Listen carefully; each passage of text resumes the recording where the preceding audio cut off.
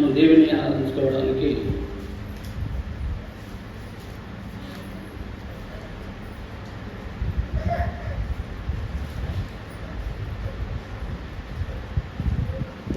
యోహాను సువార్త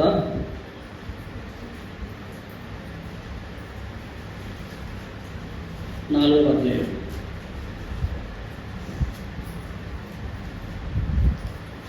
యోహాను సువార్త 4వ అధ్యాయం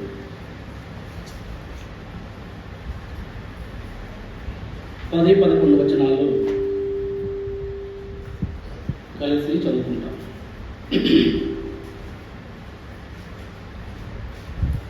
4వ అధ్యాయము 10-11 వచనాలని కలిసి చదువుకుంటాం.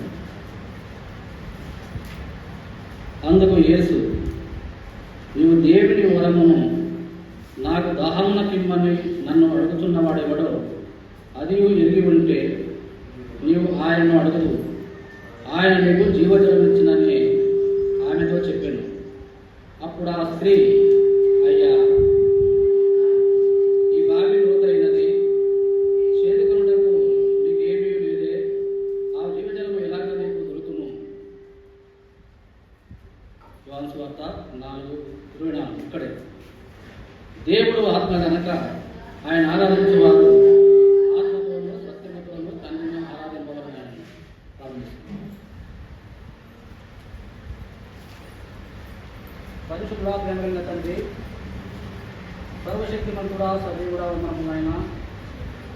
అయా పరిశుద్ధ దినంలో తండ్రిని ప్రేమించి ప్రభువా మరిచినటువంటి ఈ పరిశుద్ధ దినాన్ని బట్టి స్తోత్రాలు చెల్లించుకుంటున్నాం. దయగలిగిన ప్రభువా, అయా నీ సన్నిధిలో నిలబడటానికి యోగుడు ఎంత మాత్రం కారణమైనా కేవలం ఇచ్చిన కృప ద్వారా ప్రభువా ఇచ్చినటువంటి ఆ గొప్ప రక్షణానందం ద్వారా ప్రభువా నీ సన్నిధిలో నిలబడగలుగుతా ఉన్నాను. ప్రభువా కేవలము ప్రభువా నీ నోటికి బూరగా మాత్రమే నన్ను వాడుకొని మీ నామాన్ని మహిమపరుచుకోమని చేరువచ్చిన మాకందరికీ ప్రభువా నీ జీవాహారమైన వాక్యాన్ని సమృద్ధిగా రుచి పంచిపెట్టమని యేసయ్య పాదాలు పట్టుకొని ప్రతి మాలు వేడుకుంటున్నాను తండ్రి. ఆమేన్. చదువుకున్నటువంటి భాగంలో దేవుడు మనందరితో మాట్లాడుతున్నటువంటి మాట ఏమిటి అంటే, ఇక్కడ 11వ వచనంలో దేవుడు మాట్లాడుతూ ఉన్నాడు. అప్పుడు ఆ స్త్రీ, అయ్యా, ఈ బావి లోతైనది, చేదుకొనుటకు నీకు ఏమీ లేదే, ఆ జీవజలము ఎలాగూ నీకు దొరుకును? ప్రతి మనిషికి జీవము అవసరము. ఈ లోకంలో జీవించుతున్నటువంటి ప్రతి మానవునికి జీవము అవసరము. జీవం అంటే ప్రాణం. ప్రాణం లేకపోతే అది చనిపోయిన చందంగా ఉంటుంది. కాబట్టి ప్రతి మనిషికి జీవము కావాలి. ఇక్కడ సమరయ స్త్రీ అనేటువంటి ఒక స్త్రీ యాకోబు బావి దగ్గరికి వచ్చింది. ఆమె ఏ విధంగా ఈ లోకంలో జీవిస్తూ ఉన్నదంటే చచ్చిపోయినటువంటి స్థితిలో ఉన్నది అనేది ఇక్కడ చూపిస్తూ ఉన్నది వాక్యం అర్థం. ఎలాగంటే ప్రకటన 3:1 ప్రకారంగా జీవించుచున్నావన్న పేరు మాత్రం ఉన్నది కానీ నువ్వు మృతుడవే. ప్రియమైన దేవుని బిడ్డలారా, మనమందరం కూడా జీవించుచున్నామన్నటువంటి పేరు మాత్రము కలిగి ఈ లోకంలో బాగానే పనిచేసుకుంటున్నాము, బాగానే తింటున్నాము, ఆడుతున్నాము, పాడుతున్నాము, అంతా ఎంజాయ్ చేస్తున్నాం. కానీ మనల్ని కన్నవాడు, మనల్ని కొన్నవాడు యేసయ్య దృష్టిలో మనం ఏ విధంగా ఉన్నామన్న సంగతిని మర్చిపోయినటువంటి స్థితిలో ఉంటున్నాం. ప్రియమైన దేవుని బిడ్డలారా, నిజంగా దేవుడు పెట్టిన ఆత్మ మనలో ఏ విధంగా ఉంటున్నది? అది జీవముతో ఉంటున్నదా? ఆ ఆత్మను ఆర్పివేసినటువంటి విధానంలో మన జీవన విధానం కొనసాగుతూ ఉన్నదా అన్నటువంటిది ప్రతి ఒక్కరు కూడా గ్రహించాలి, గమనించాలి. యాకోబు బావి దగ్గరికి యేసు ప్రభు వచ్చినాడు. ఏ మార్గం గుండా వచ్చినాడు? ఆయన సమరయ మార్గం గుండా వచ్చినాడు. సమరయ మార్గం అంటే వెలివేయ ఉన్నటువంటి వాళ్ళు సమరయులు.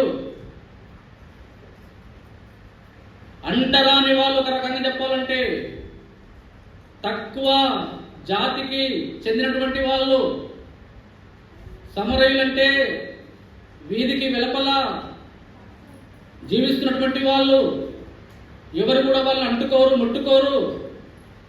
ప్రియమైన దేవుని బిడ్డలారా, ఈ స్త్రీ యాకోబు బావ దగ్గరికి వస్తా ఉన్న సంగతి యేసు ప్రభువుకు తెలుసు. ఎందుకంటే మానవుని యొక్క గమనాగమనంలో ఎదిగినటువంటి దేవుడు కనుక ఆ దేవుడు కూడా సాక్షాత్తు సమరయ స్త్రీ గురించే వస్తున్నట్టుగా మనకు కనబడతా ఉన్నది. ఈ సమరయ స్త్రీ దేనికి సాదృశ్యం అంటే లోకానికి సాదృశ్యం. ప్రియమైన దేవుని బిడ్డలారా, లోకం ఏ విధంగా ఉన్నదంటే చచ్చిపోయినటువంటి స్థితిలో ఉన్నది. నీతిమంతుడు లేడు, ఒక్కడను లేడు, దేవుణ్ణి వెతుకువాడును లేడు. అందరూ పాపము చేసి దేవుడు అనుగ్రహించు మహిమను పొందలేకపోతున్నటువంటి విధానంలో ఈ లోకం ఉంటున్నది. ఇక్కడ ఈ స్త్రీ కూడా అదే విధానంలో ఉంటున్నది, పాపములో ఉంటున్నది, పాపము జీవితం జీవిస్తూ ఉన్నది. ఆ సంగతి యేసు ప్రభు చూసినప్పుడు యాకోబు బావ దగ్గరికి వచ్చినాడు. ఈ స్త్రీ ఒక్కతే మిట్ట మధ్యాహ్నం 12 గంటలకు తన కుండ చేత పట్టుకొని బావి నీళ్లు తోడుకొని పోవడానికి వచ్చింది. ప్రియమైన దేవుని బిడ్డలారా, ఆమె చేతిలో ఏ కుండ ఉంది? కాలి కుండ ఉంది. సంగతి మర్చిపోవద్దు. సమరయ స్త్రీ చేతుల్లో కాలి కుండ ఉంది, నిండు కుండ కాదు. కాలి హృదయముతో యాకోబు బావ దగ్గరికి వస్తున్న సంగతి ఆధ్యాత్మికమైన విధానంలో మనం తెలుసుకోవాలి. ఆమెలో జీవము లేదు, ఆమె ఒట్టిది, ఆమె మట్టిది, ఆమె ఎందులకు పనికిరానిది, తృణీకరించబడినటువంటి స్త్రీ. మనమందరం కూడా ఒకప్పుడు అలాగనే ఉంటివి, పాపములో ఉంటివి, శాపములో ఉంటివి, అపరాధములో ఉంటివి. జీవించుతున్నామన్న పేరు మాత్రం ఉన్నది కానీ ముసలికన్నా చందంగా మనం ఉంటా వచ్చినాం. ప్రేమ దేవుని బిడ్డలారా, ఆ దేవాది దేవుడు యాకోబు బావ దగ్గరికి వచ్చినటువంటి ఆ స్త్రీని చూచి, అమ్మ దాహానికి నీళ్ళు ఇస్తావా అని అడిగినాడు. అవునా?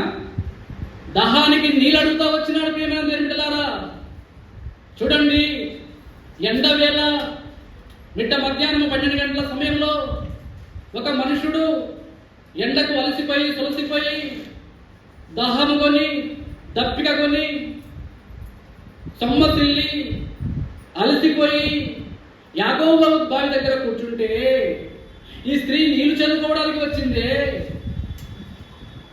చేతాడు చేత పట్టుకొని వచ్చిందే, చేత పొక్కిన పట్టుకొని వచ్చిందే, నీళ్ళు చేదుకోవడానికి వచ్చిందే. అమ్మా గిన్నెడు నీళ్ళు ఇస్తావా అని అంటే ఈ స్త్రీ నీళ్ళు ఇవ్వాలా, సాకులు తెప్పాలా? గ్రహించండి. దాహంతో అలసిపోయి నీళ్ళు అడిగితే, అయ్యా మీరు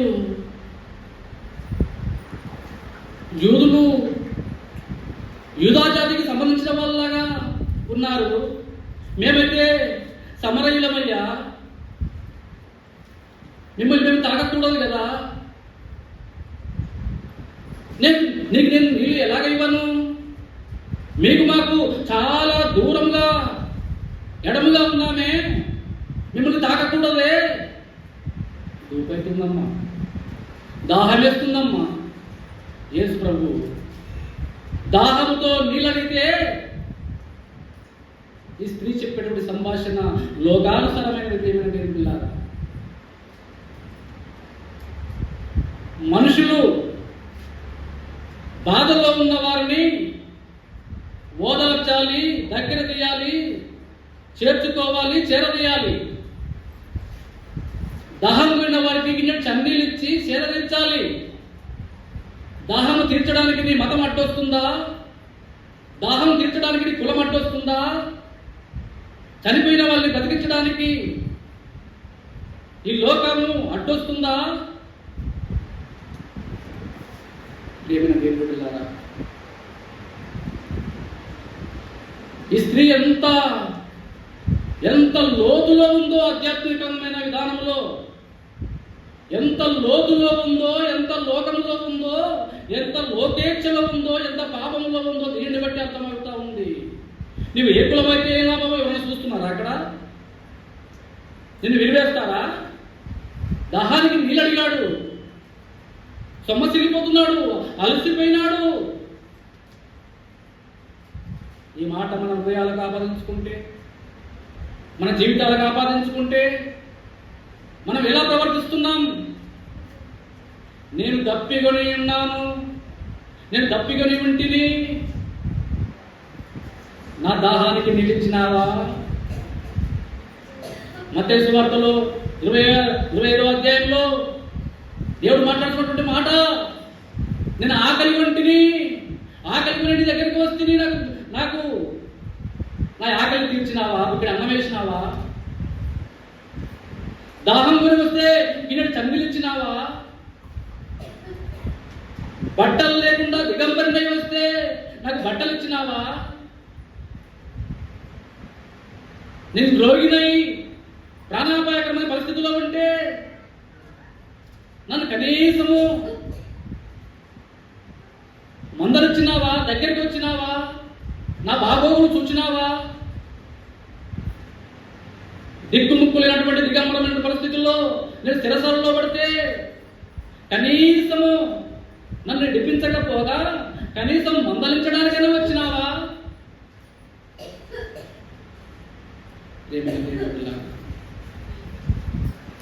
దిక్కు లేని వారిని, దిగంబరులను, అంగహీనులను ఆదరించాలని, ఏ మతము ఏ కులము దీనికి అడ్డు రాకూడదని దేవుడు మనతో మాట్లాడుతూ ఉన్నాడు. యూదుడైతేనేమి, సమరయులైతేనేమి, వారిలో రక్తము వీరిలో పాలున్నాయా? అందరూ ఒకటే కదా. చూడండి, ప్రాచీన స్వభావాన్ని తీసివేసి నవీన స్వభావాన్ని ధరించుకోవాలని దేవుడు యాకోబు బావు దగ్గరికి వచ్చి ఆ సమరయ స్త్రీతో అంటున్నాడు. 11వ వచనం, 11వ వచనంలో స్త్రీ అంటుంది, చూడండి చదవండి. అప్పుడు ఆ స్త్రీ, అయ్యా ఈ బావి లోతైనది. ఆ బావి ఎట్లాంటిదంట? ఈ బావి చాలా లోతైనది, నీకు చేదుకోవడానికి చేతాడు కూడా లేదే,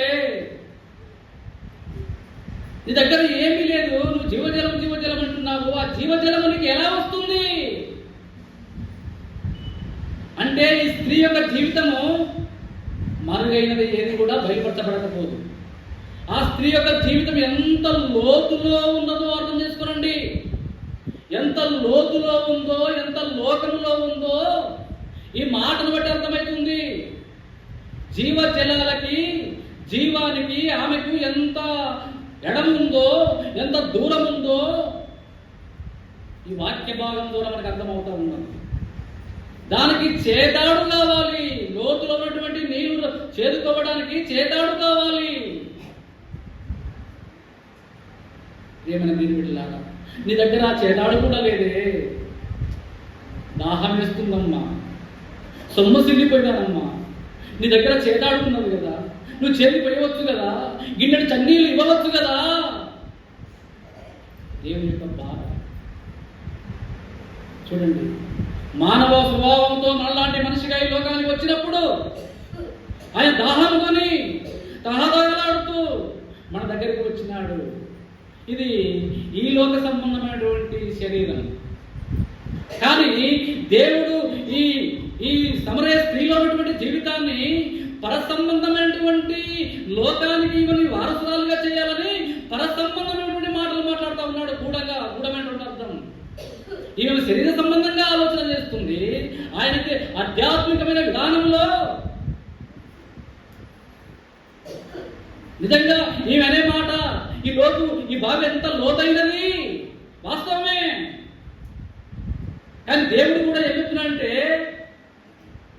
అసలు దేవుని వరమును అమాట చదవండి, ఎక్కడ ఉన్నది 10 వచ్చింది. అందుకు యేసు, నీవు దేవుని వరమును నాకు దాహమునకిమ్మని నిన్ను అడుగుచున్నవాడు ఎవడో అదియూ ఎరిగి ఉంటే, చూడండి, అది ఎరిగి ఉంటే నువ్వు నన్నే అడుగుతావమ్మా, నేను అడగడం కాదు. నేను ఎవడునో, ఎక్కడికి వెళ్ళి వచ్చానో, నేను ఏమై ఉంటినో, నీ దగ్గరికి ఇంటికి వచ్చినానో ఆ దైవికమైనటువంటి విధానమే తెలిసి ఉంటే, అయ్యా నాకు బిన్నెడు చన్నీళ్ళు ఇవ్వయ్యా, నాకు జీవజలాలు ఇవ్వయ్యా, ఈ లోకంలో నేను తాగేటువంటి నీళ్లు ఇప్పుడే త్రాగుతున్నాను, ఇప్పుడే దూపవుతుంది, ఇప్పుడే త్రాగుతున్నాను, ఇప్పుడే దాహమేస్తా ఉంది, దప్పిక తీరడం లేదయ్యా. నీవిచ్చే నీళ్ళు తాగితే నాకు నేను మరి ఎప్పుడు కూడా దప్పిక కొనను. అలాంటి స్వభావం యేసులో ఉన్నదనేటువంటి సంగతి ఈ సమరయ స్త్రీ మర్చిపోయింది. అంటే ఈమె యొక్క మానవీయ జ్ఞానానికి అందటం లేదు, లోకానుసారంగా ప్రవర్తిస్తూ ఉన్నది. ఒక రకంగా చెప్పాలంటే పాప స్థితిలో చచ్చిపోయి ఉంటున్నది ఈమె. చదవండి రోమపత్రిక 3:16, మొట్టమొదటిగా 5:8 చదవండి. రోమ 5:8. అయితే దేవుడు మన ఎడల తన ప్రేమను వెల్లడిపరుస్తున్నాడు. ఎట్లనగా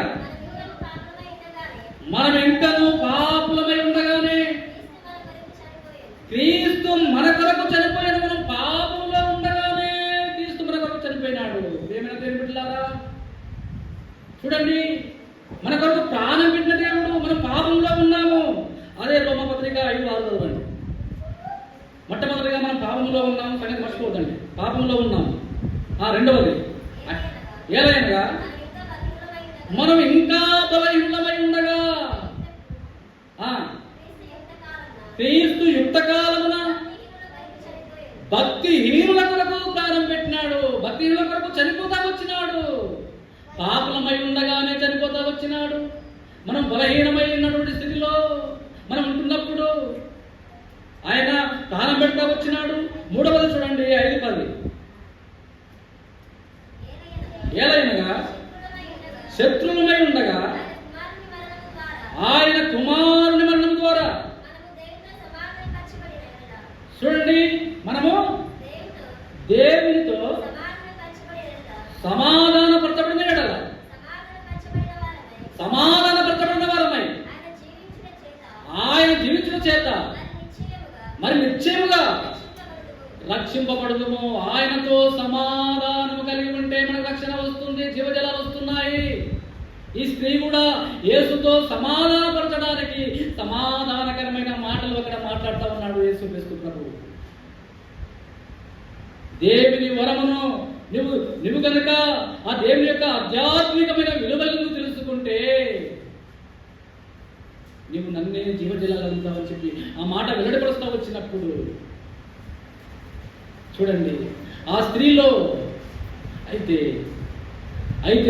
నేను ఎప్పుడూ తప్పిగా కొనుక్కుండా ఉన్నట్లు నాకు దాహంలో నీళ్ళిమ్మని అడుగుతా ఉన్నది దేవుని దేవుడిలా. సరే, మధ్యలో కొంత సంభాషణ జరిగింది, ఆ సంభాషణ మనకు అవసరం లేదు. కానీ ఈ బాయి లోతైనది అనే సంగతి మనం చూసుకుంటున్నాం. ఇవి లోతులో ఉన్నది, లోకంలో ఉన్నది, పాపములో ఉన్నది, బలహీనతలో ఉన్నది, దేవుడికి శత్రువుగా ఉన్నది. మనం కూడా ఒకప్పుడు అలాగనే ఉంటిమి, పాపములో ఉంటిమి, శాపములో ఉంటిమి, అపరాధములో ఉంటిమి, బలహీనముగా ఉంటిమి, శత్రువులుగా ఉంటిమి. ఆయన సిలువ వేస్తిమి, ఆయన చేతుల్లో మేకులు పట్టుతిమి, కాళ్ళకు మేకులు పట్టుతిమి, డొక్కల్లో బల్లెపోటు పడుస్తుంది, తలకు ముళ్ళ కిరీటం పెట్టితిమి. ఒకటి తక్కువ 4 దెబ్బలు శరీరం అంతా రక్తసిక్తం చేసిన వారము కామా? ఆయన మనం శత్రువులమై ఉంటిమి.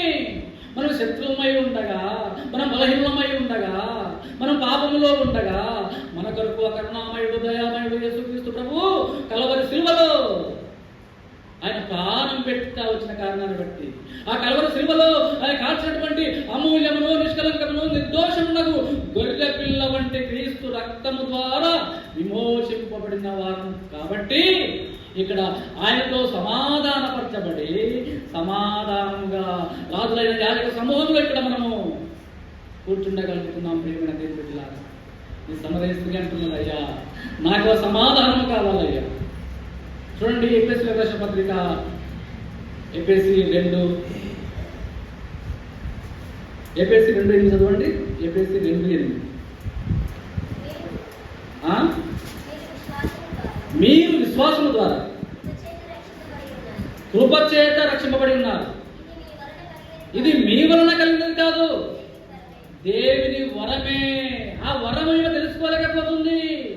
నువ్వు దేవుని వరమును తెలుసుకుంటే నీవే నన్ను జీవజలాలు అవుతావమ్మా. ఆ దేవుని వరాన్ని నువ్వు తెలుసుకోలేకపోతున్నావు.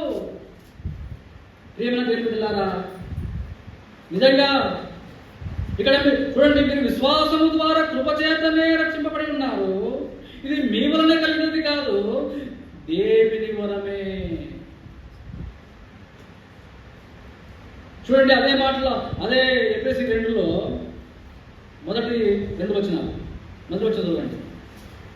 మీ అపరాధముల చేతను పాపముల చేతను మీరు చచ్చిన వారై ఉండగా ఆయన మిమ్మల్ని క్రీస్తుతో కూడా బ్రతికించెను. క్రీస్తుతో కూడా మనం బ్రతికించినాడు కాబట్టి ఆయన మనం ఇప్పుడు ఆరాధన చేయాలి. ప్రేమను నిలబెట్టాలి, ఆయన మనము ఆరాధన చేయాలి. చూడండి, యెషయా గ్రంథం 55:1 దప్పికొన్న వారులారా నీళ్ళ వద్దకు రండి. అపార్థం తీయండి. యెషయా గ్రంథం 55 మొదటి 3 వచనాలు. దప్పికొన్న వారులారా నీళ్ళ వద్దకు రండి, రూకలు లేని వారులారా మీరు వచ్చి కొని భోజనము చేయుడి. రండి, రూకలు లేకపోయినను ఏమీ నియ్యకయే ద్రాక్షారసమును పాలను కొనుడి. ఆహారము కాని దాని కొరకు మీరేలా రూకలిచ్చెదరు? సంతృష్టి కలగజేయ దాని కొరకు మీ కష్టార్జితమును ఎందుకు వ్యయపరచెదరు? నా మాట జాగ్రత్తగా ఆలోచించి మంచి పదార్థాలను భుజించుడి. మీ ప్రాణము సారమైన దాని యందు సిగ్గుంపనీయుడి. చెవియొగ్గి నా యొద్దకు రండి. మీరు వినిన యెడల మీరు బ్రతుకుదురు. నేను మీతో నిత్య నిబంధన చేసేదను. దావీదుకు చూపిన శాశ్వత కృపను మీకు చూపుదును. చూడండి, ఎన్ని మేలు. ఆధ్యాత్మికమైన విధానంలో మాకు దేవుడు ఎన్ని ఇస్తున్నాడో చూడండి. ఇక్కడ రూకలు లేకపోయినా, డబ్బులు లేకపోయినాను, రక్షణ కావాలంటే, ఈరోజు స్వస్థతలు కావాలంటే ఎన్నో డబ్బులు వ్యయపరుచుకొని తీర్థయాత్రలు పోతున్నారు. అక్కడ బాగవుతుందో ఇక్కడ బాగవుతుందో అని చెప్పి ఎంతో డబ్బులు వ్యయపరుచుకుంటున్నారు ఈ లోకము. మన దేవుడు అంటున్నాడు, రూకలు లేకపోయినను ఓ దప్పికొన్న వారులారా, ఓ ఆకలితో ఉన్నటువంటి వారులారా, ఓ చనిపోవడానికి సిద్ధంగా ఉన్నటువంటి మరణపు అంచులో ఉన్నటువంటి వారులారా, శాంతి సమాధానం లేనటువంటి వారులారా,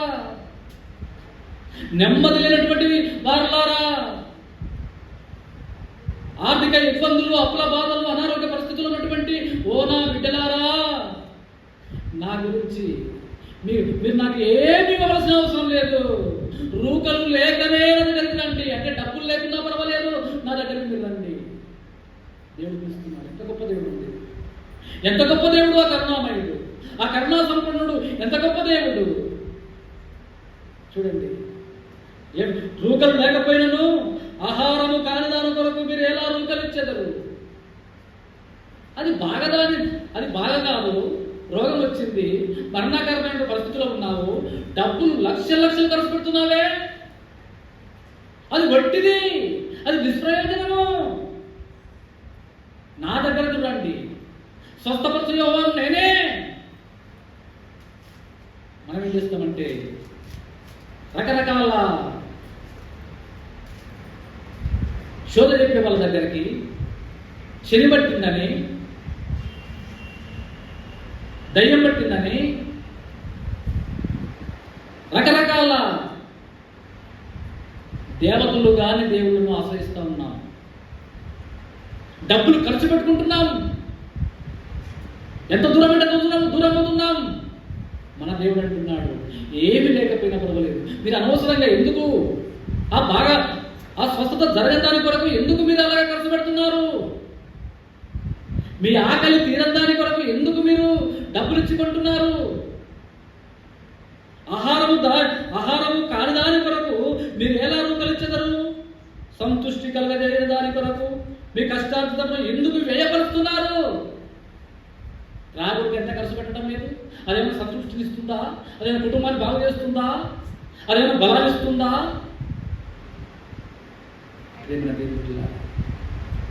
పాపంలో ఉండి శాపంలో ఉండి ఆ సమరయ స్త్రీలాగా దేవుడికి దూరంగా ఉండి లోకానుసారంగా తన లోతులో ఉండి బాధపడుతున్నటువంటి ఆ సమరయ స్త్రీని జీవజలాలిచ్చి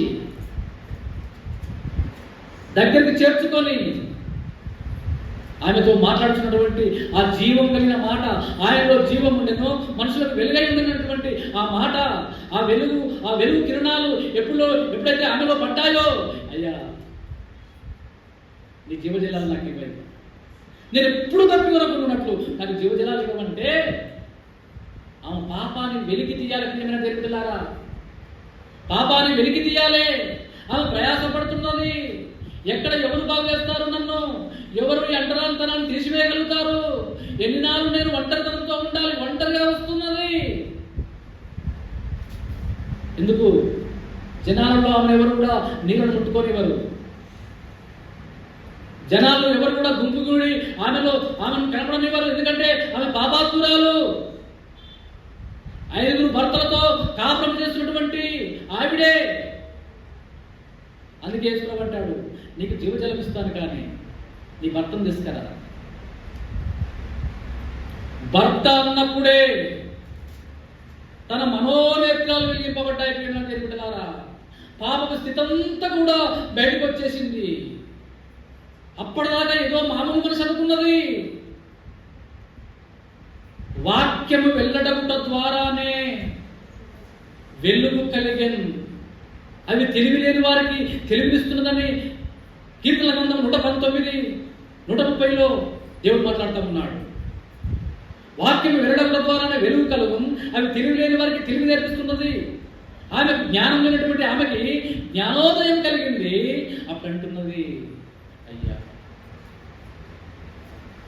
నాకు 5 భర్తలు ఉన్న సంగతి నీకేమి తెలుసు అయ్యా? సత్యమే చెబుతున్నావే. ఏ మనుషులు కూడా ఎవరు కూడా ఈ లోకంలో నేను చేసినటువంటి పాప స్థితిని ఎవరు గుర్తుపట్టలే. నేను సాటుకు చేసేది నేటికి ఎలా వచ్చింది? నీకు ఎలా తెలిసిందయ్యా? అంత అంతర్యంలో బాధపడుతున్నప్పుడు, అయ్యా నువ్వు అన్న మాట వస్తుంది. నాకు 5 భర్తలు ఉన్నారు. నీకు 5 భర్తలు ఉన్న మాట వాస్తవమే కానీ ఎప్పుడు కూడా నీతో ఉన్నవాడు నీవాడు కాదు కదా.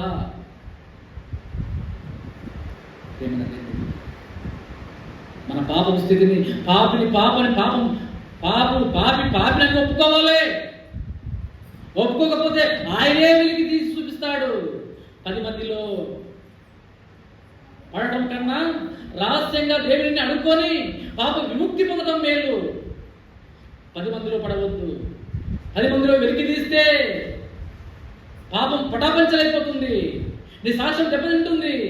అది వెల్లడి కాకముందే అంతర్యంలో దేవుని వాక్యము నీతో మాట్లాడుతున్నప్పుడు, నీకు బోధిస్తున్నప్పుడు, నీ అంతరాత్మ నిందిస్తున్నప్పుడు, నీ మనస్సాక్షిని చూపిస్తున్నప్పుడు దాన్ని ఎమ్మటే తక్షణమే ఒప్పుకొని విడిచిపెట్టి, అయ్యా నా పాపాన్ని తీసివేసినావయ్యా నీకున్నాను. మీకు నేను ఎంతో ఎడముగా ఉంటిని, దూరంగా ఉంటిని, సమాధానం లేకుండా ఉంటిని. సమాధానం లేని నాకు సమాధానం ఇచ్చినావయ్యా నీకున్నాను. అయ్యా బలహీనంగా ఉంటిని, బలహీన స్థితిలో ఉన్నటువంటి నన్ను నీ సన్నిధిలో బలపరిచి, స్థిరపరిచి, నీ సన్నిధిలో ఆరాధికురాలుగా చేసినావయ్యా నీకున్నాను. అయ్యా నేను నీకు శత్రువుగా ఉంటిని. అయ్యా ఇప్పుడు సమాధానపరిచి నీ కుమార్తెగా, నీ కుమారునిగా నన్ను చేర్చుకున్నావయ్యా నీకు వందనాలు. ఇప్పుడు నేను శత్రువుని గాను, ఇప్పుడు నేను దాసుని గాను, ఇప్పుడు కుమారుని.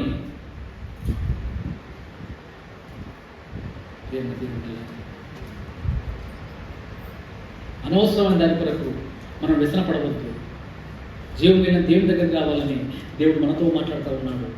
కాబట్టి సమయం లేదు కాబట్టి ఈ 2 మాటలతో మనం దేవుని ఆరాధన చేసుకుందాం. మనం లోకంలో లోకానుసారంగా ఉండవద్దు, లోతులో ఉండవద్దు. దేవుని యొక్క ఆధ్యాత్మికమైన విలువలు తెలుసుకొని ఆధ్యాత్మికంగా తెరవబడిన మనోనేత్రాలు వెలింపబడిన వారపై జీవజలముల యోడ దగ్గరికి వచ్చి యాకోబు బాబు దగ్గర ఏమున్నది? మనమే మోసగాలమంటే యాకోబు మోసగాడు. నీ మోసపూరితమైనటువంటి నీ యొక్క మనస్సు మార్చడానికి ఆయన యాకోబు బాబు దగ్గరికి వచ్చినాడు.